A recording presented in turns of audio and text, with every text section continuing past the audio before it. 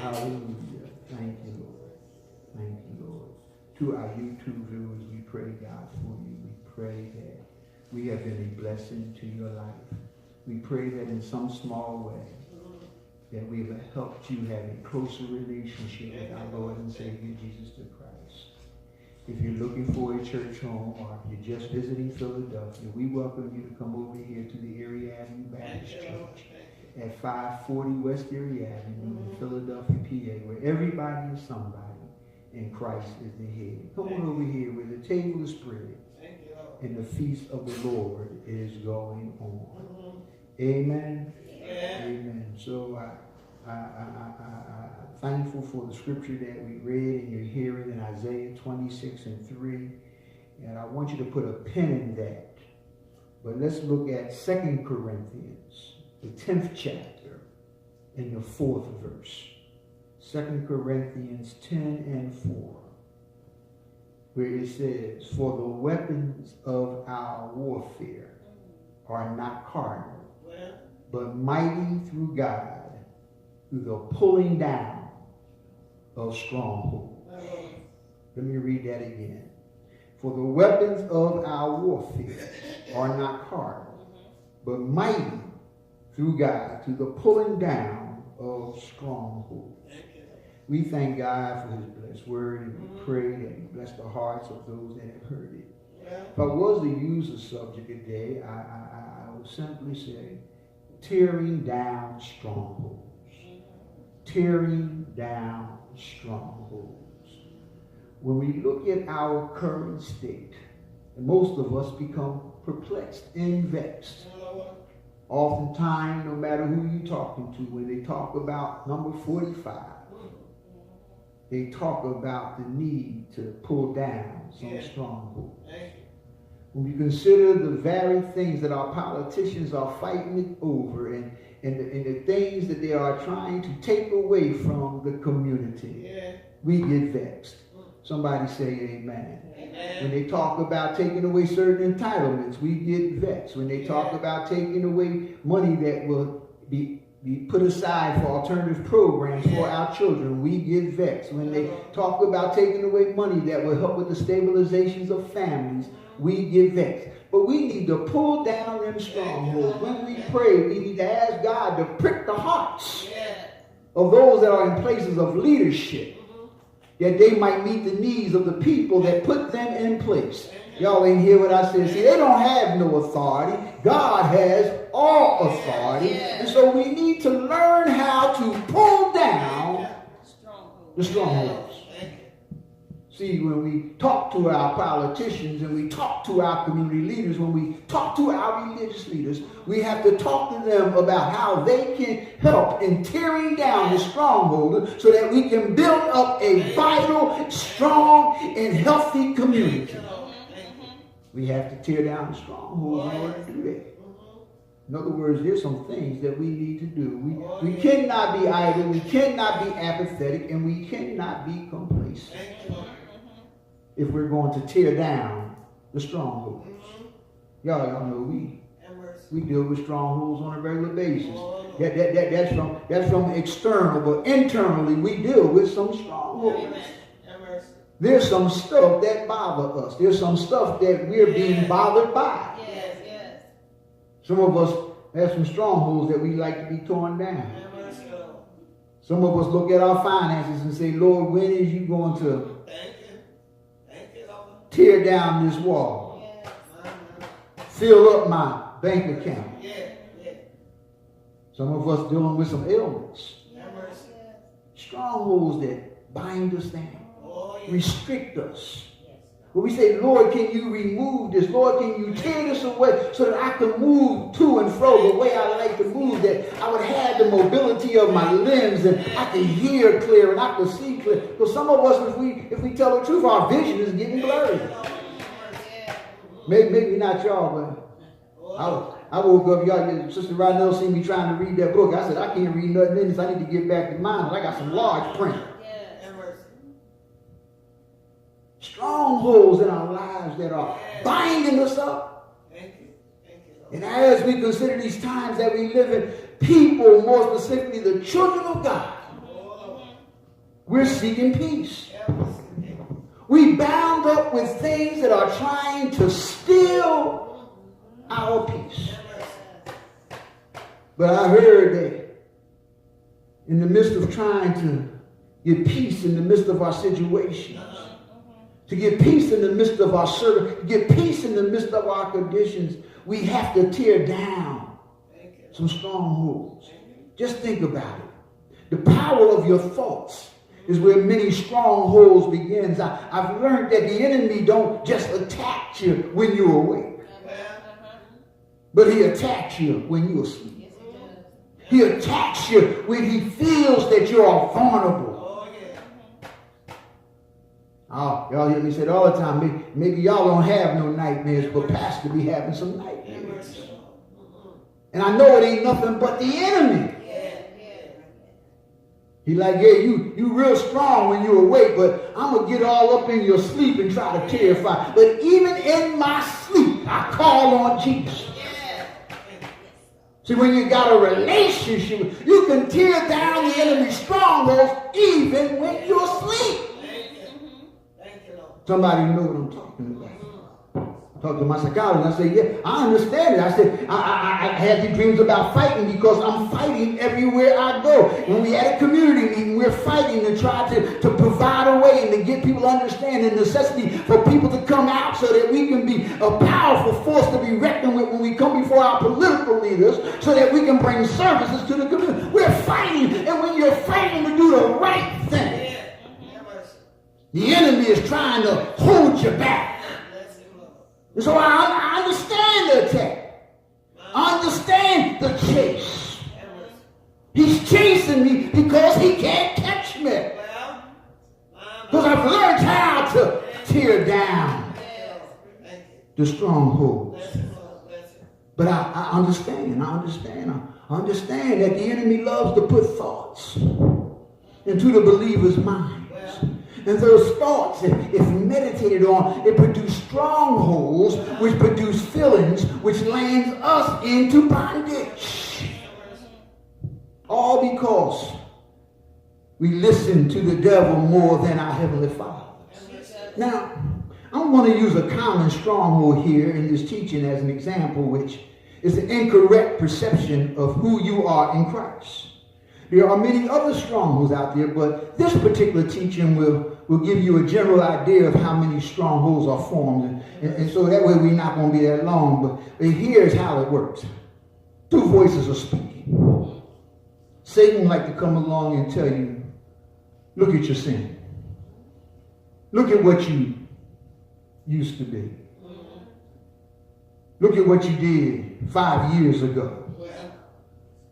What you did was so bad. Now, I ain't talking about none of y'all, because, you know, y'all ain't sinned since earth started. Amen. See, me, I ain't always been where but I am. And I realize that when you're trying to walk straight, there are going to be those that try to remind you of what you used to be. And that's the enemy. The enemy, even when you're trying to do the right thing, they'll tell all kind of stuff will be spread to try to tear down your character, to assassinate your character, to say that you're not walking in your integrity. And that's what the enemy does. That's his job. His job is, just in case y'all don't know, let me say what the qualifications of Satan is, what his job is. To steal, kill, and destroy.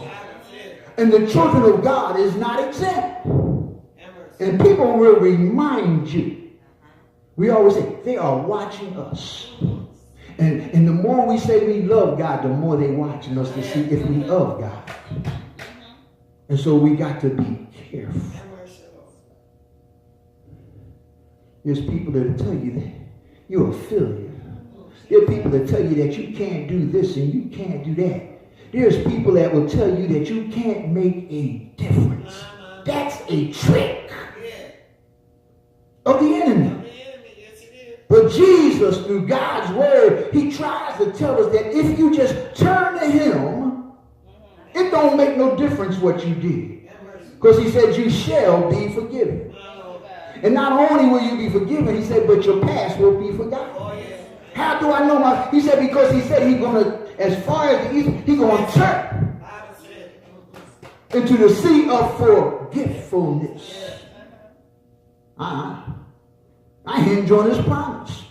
Isaiah 43:25 says, even I am he that blotted out thy transgressions for my own sake, and will not remember thy sins. And so Jesus told me that he's not going to remember my sins no more, because I repent and turn from my evil ways, because I repent and I don't talk the way I used to talk, because I repent and I don't go to the places I used to go. If Jesus told me that I don't have to worry, because everywhere I go, he's right there with me. If Jesus told me that he's not paying attention to anything that I used to be, anything that I used to say, anything where I used to go, I'm relying on Jesus. Because he said all things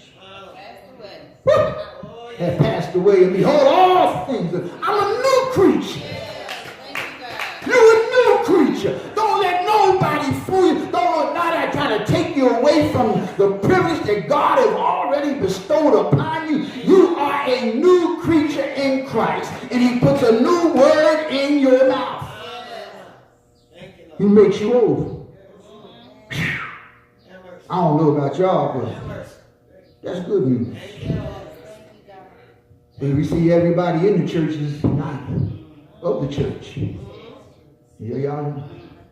There's people that have been in church, going to big churches, little churches, I don't care what kind of church. There's people that go to church every Sunday all their life, and they still haven't received Christ in their life. But there are two choices that we have to face. Even in our walk with Christ, we still have two choices to face. You can either listen to Satan's lie that you are a failure, or you can listen to God's word that tells you that your past has been washed away and you are a new creature in Christ. I just said it. Therefore, if any man be in Christ, he's a new creature. Old things. I ain't what I used to be.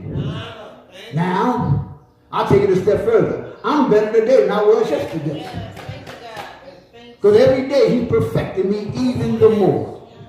Every day he's pruning away. He's taking away something. And as he takes away, that's what I like about God. God don't take away nothing without putting something else in it. But he's tearing down the strongholds that had us bound. The question is, whichever voice you listen to, it will crowd out the other one. I read an illustration that said if you have two dogs that fight all the time, and you only can afford to feed one of them, how do you know which one will win? It's the one that you're feeding. And so the same is true in the spiritual realm. Y'all know we talked about that a little bit in the Sunday school lesson. We got the spiritual realm and we got the temporal realm. But when we look at this thing, the more you listen to Satan's lies and deceptions, the more he will build strongholds in your mind. And the more strongholds that go up, the harder it will be. I hope I can say this in a way people understand it. For you to hear God's voice. The other side of the coin is true too. And that is that the more you feast, the more you feed yourself on the truth in God's word, the more it tears down those strongholds that Satan has tried to build, and it makes it harder for the enemy voice to penetrate your system. You see, when you're in tune with God, it makes it hard to listen to the enemy. I've talked with some folk where they say, well, you know, it's like I got two imps on my shoulders. Y'all know, he said, I got one imp telling me do this, and I got another imp telling me don't do that. I said, no, God don't work like that. You either listening to the voice of the enemy or you listening to the voice of God. It ain't no imp. God is not an imp. God is a spirit. And he said, them that worship him must worship him in spirit and in truth. There ain't no two ways about it. But when I start feasting on your word, it encourages And this lets us know, for the weapons of our warfare are not carnal, but mighty through God to the pulling down of strongholds.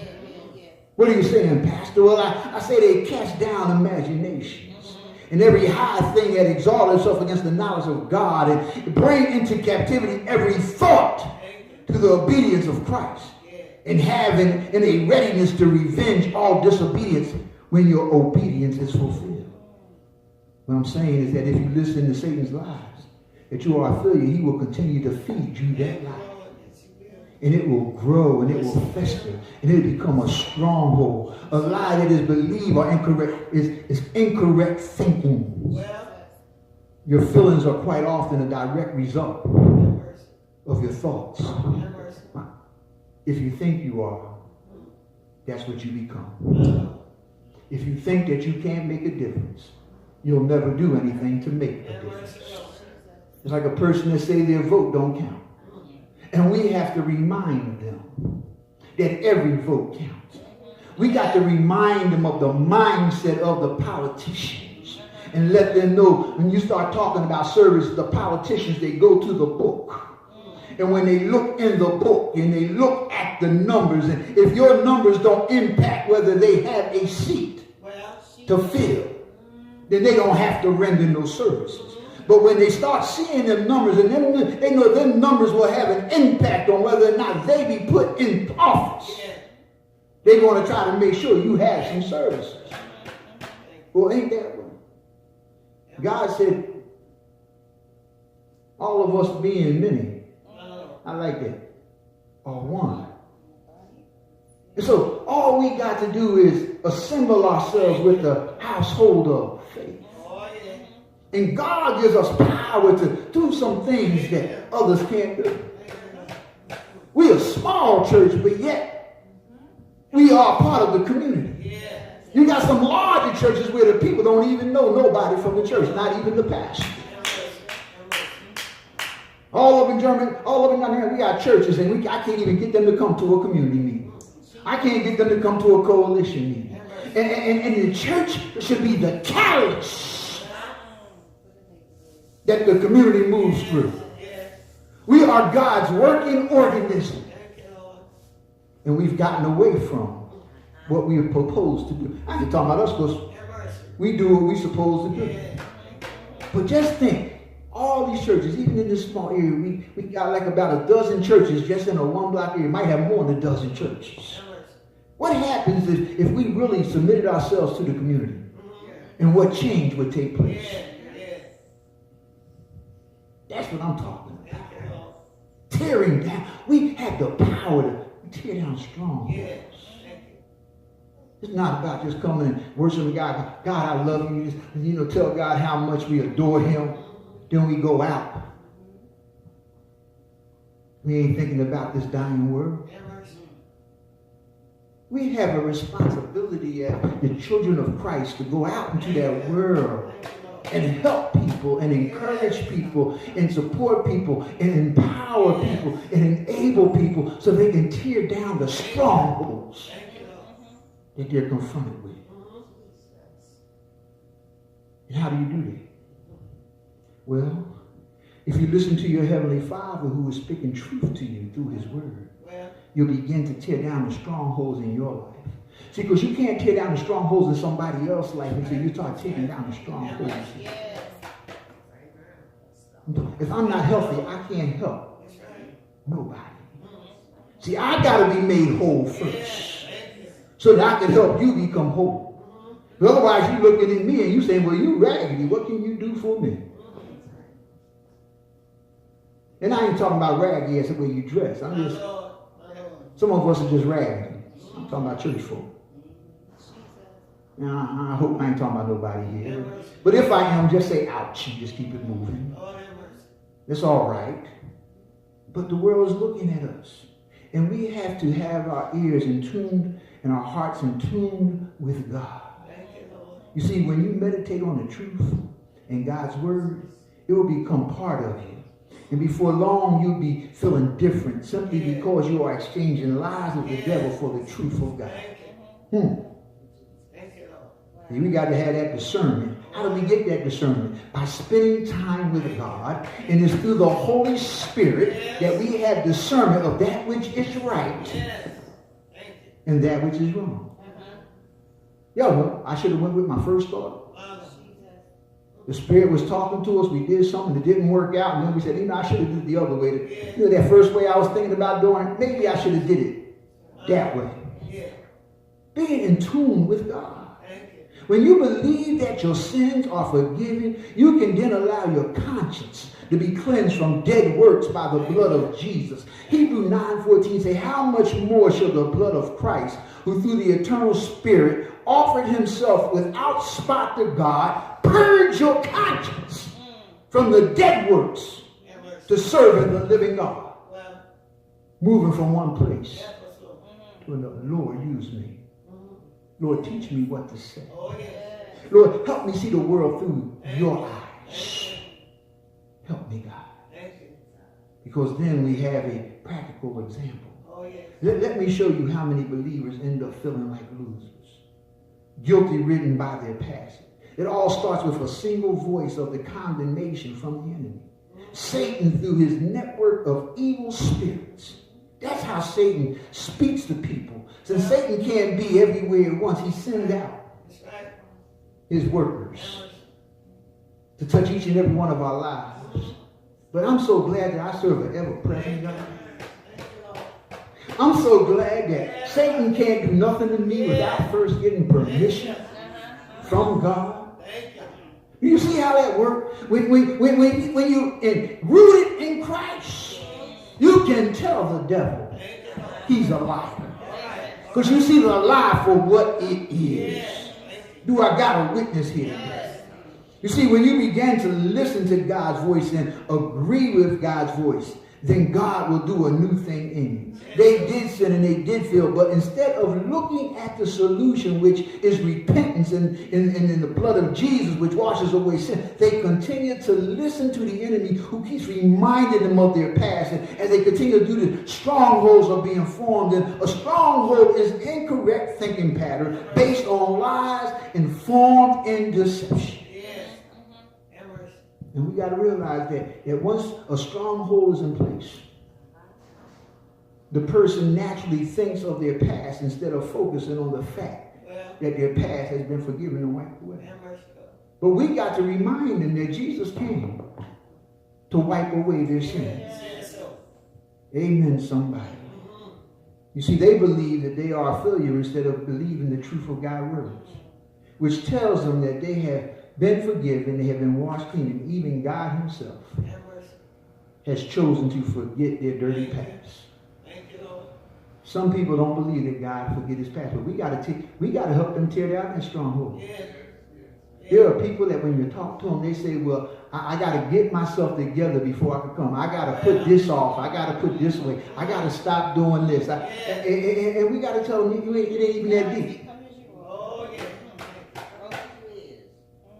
And sometimes, we can't be so condescending and we can't be so high and mighty that we can't tell them, look, the Bible says that even when we are at our best, we are still like filthy rags. And you got to be transparent. Y'all want to talk about that transparent? I ain't always been what I am. But the one thing I'm glad I entered into the household of faith. I'm glad I entered because, see, I can try to clean myself up and I'll never get clean. But when I made a conscious decision to ask God to clean me up, oh, what a wonderful change to it. He let me know that I was wonderfully made, designed for his purpose. See, we got to tell them that you can't do this thing by yourself. That's a trick of the enemy. That's a trick that tries to keep you from connecting with Christ. But we got to tell them the blood of Christ will cleanse you. Yeah, you might feel unworthy. You might feel guilty. You might consider yourself a loser. What a shame for a child of God to feel that way, though. We got people in the church that feel just that way. People in the church that are fighting with these strongholds that they are less than. People in the church that feel that they are losers. I've tried and I can't do this, and I've tried and I can't do that. People in the church where their families are beating them up. Beating them up. You ain't never going to be nothing. Beating them up. You can't achieve nothing. Beating them up. We know it's true. I'm a product of it. I was told I was never going to be nothing. Oh, how the devil was a liar. Nobody got final say except for God. But even in the church, you got some people, their knees are weak. Their knees are weak because of the weight that they're carrying. But I've learned when I came to church and I've connected with Christ that I ain't got to worry about the weights.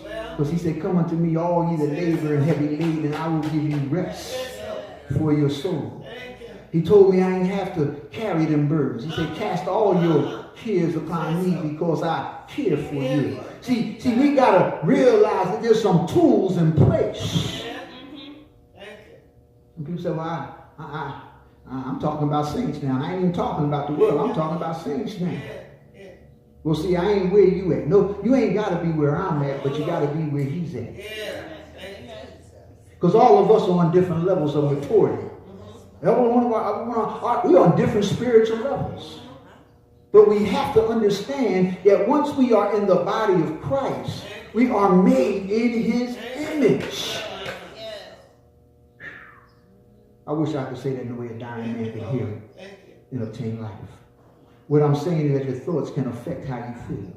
When you believe something, it will affect your feelings. When you believe you're a failure, you will feel like a failure. When you believe you are a forgiven saint, you will feel like one. Do I got any witnesses? Do I got some forgiven saints in his house? The difference between a guilt-ridden Christian and a light-hearted and joyful Christian is often one simple thing. What they are thinking about. What are you filling your thoughts with? How are you filling your days? Are you meditating on his word in the morning? Are you meditating on his word in the noon? Are you meditating on his word in the midnight hour? Are you just thinking about what you're dealing with? You see, I don't know about y'all, but see, I talk to him in the morning time, and I talk to him throughout the day, and around noontime, I talk to him a little more, and then throughout the rest of the afternoon, I talk with him a little bit there, and then in the midnight hour, when everything is quiet, when my wife done went off to sleep and my granddaughter had went to bed, I spend a little time. How you spending your? Are you spending some quality time with Jesus? Guess who's thinking about sin? Guess who's thinking about their guilt in the past? Now guess who's thinking about how they have been washed clean and are made new in Christ? The worry ward or the joy in the midst of worries? Y'all catch that going home. See, because you can have some troubles. All of us are confronted with some adversity. But it's not being confronted with it, it's how we deal with it. And so, see me, I choose to give it to Jesus. I've learned a long time ago that anything that I can't handle, anything that I don't have no control over, I give it to him. That's what happens when you get connected. But see, on the other side, when you ain't spending that quality time and you're allowing life to overtake you, I want you to understand that you have the power to tear down them strongholds. Stop thinking about your situation. See, we get so in tune with, I'm talking about the guilt-ridden saint and the joyful saint. Y'all catch me? You see, we get so bound and tied up in our problem. Because we listening to the liar. But see, when you listen to Christ, you don't think about the problem. You think about the problem solved. And see, because I know that I can't solve all my problems, I'll let my problem solver handle my issues. Amen, somebody. I know that I got to walk in my conditions, but I don't have to allow my condition to define who I am. We got to get away from allowing our problems to define who we are. Whatever you keep your mind on, whatever you think about will affect your whole being. But I'm so glad that Isaiah 26:3 says that thou will keep him in perfect peace, whose mind is stayed on thee, because he trusteth in thee. The key is to trust in him. And when you trust in him, he will give you a peace of mind that will supersede others' understanding. They look at what you're going through. They look at what you're dealing with. And they wondering how you walking through it with a smile on your face. How can you have joy in all this turmoil? It's because he will keep the mind in perfect peace that is stayed on him because he trusts in him. For I know that the weapons of our warfare are not carnal, but mighty through God to the pulling down of strongholds. And so I can stand because I know that one day, I'm closing now, one day Satan's reign will be over. And not only will it be over, but right now, we can stomp on it.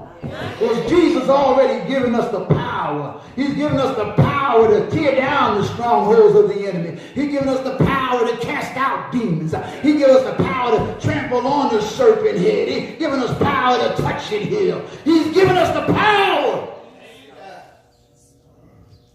So this power I have, I give to you. Yes, thank you, God. See, when you know that you know that you know that you know, you can walk in the power of the Lord. You ain't got to worry about your situation. Because in the back of your mind, see the thoughts that you put in the back of your mind, you just say, I heard you, Lord. I heard you, Lord. They that wait upon the Lord, he shall renew their strength and mount them up with wings in the eagle that they might not run and get weary, but walk in thy feet. I heard you, Lord. I heard you, Lord. I heard you, Lord, when you say that you will supply all my needs according to your will. I heard you, Lord. I heard you, Lord. You said that no good thing will you withhold from them that love you and are called. I heard you. See, you got to talk to yourself sometimes. I heard you, Lord, even though they slay me, yet will I trust in thee. I heard you, Lord. Because, Lord, I know this is just a temporal journey. After a while, trouble got to leave my side.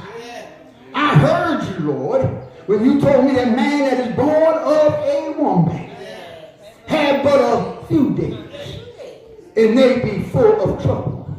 But I heard you, Lord, you said that even in the midst of trouble. Now, he said in the time of trouble, I will be a very present help.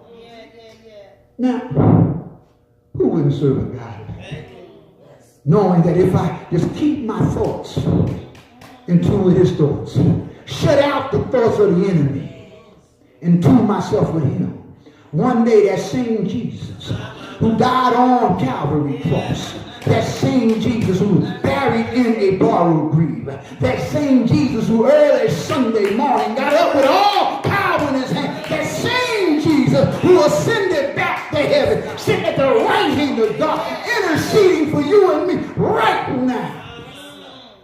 That same Jesus. If I just hold on a little while longer, he's coming back.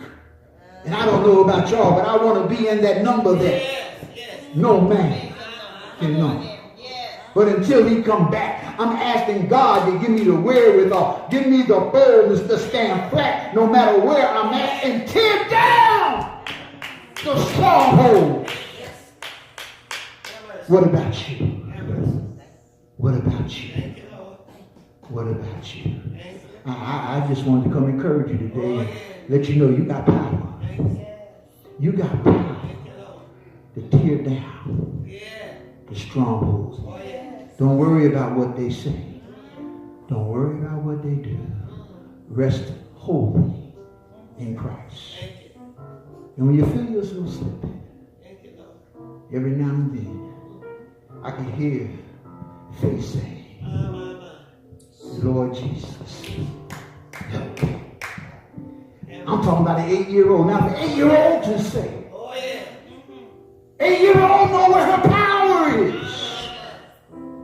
to know where our power is. Lord Jesus, bind me in your love. Lord Jesus, it seems like they are attacking me from every side. Lord, take me and hide me. You promised me, Lord, that you would hide me in the bosom of your love. Hide me in the pavilion. When trouble comes, lead me. I'm trying to lead this thing up. Lead me to that rock that is higher than I. On Christ, the solid rock, I stand. All other ground is sinking sand. I told you the devil didn't want me to talk this morning, because he knew that I was going to put him to shame. God is still reigning. He is the Alpha and he's the Omega. The beginning and the end. What should I surrender unto him? When we done, I'm leaving it alone, mother. When we done the very best that we can do, we wait to hear them words. Well done. Well done.